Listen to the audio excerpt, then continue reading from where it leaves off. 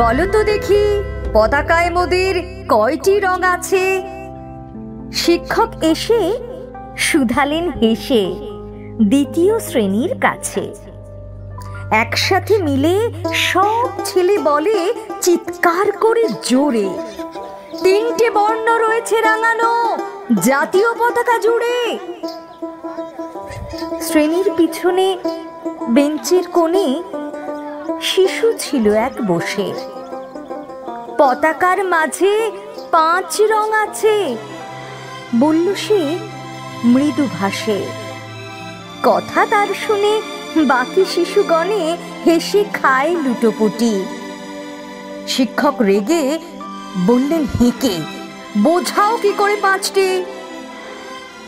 মাথা নিচু করে ভয়ার্ত স্বরে সরল শিশুটি বলে, ওপরে গেরুয়া, মাঝখানে সাদা, সবুজ আছে তার তলে, আর আছে আঁকা গোলাকার চাকা, নীল রং আছে এতে।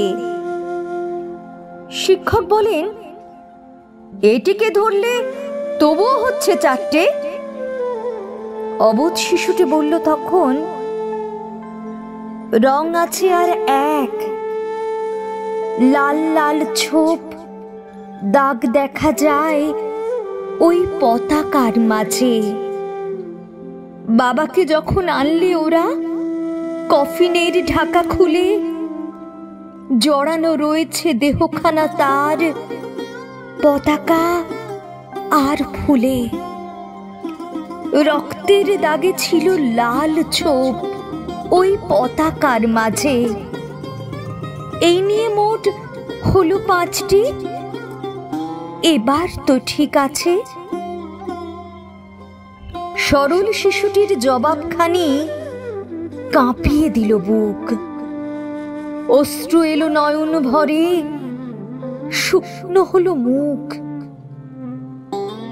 আজও যারা দেশের জন্য করছে বলিদান, স্বাধীনতার সহিত সম তাদের অমর প্রাণ।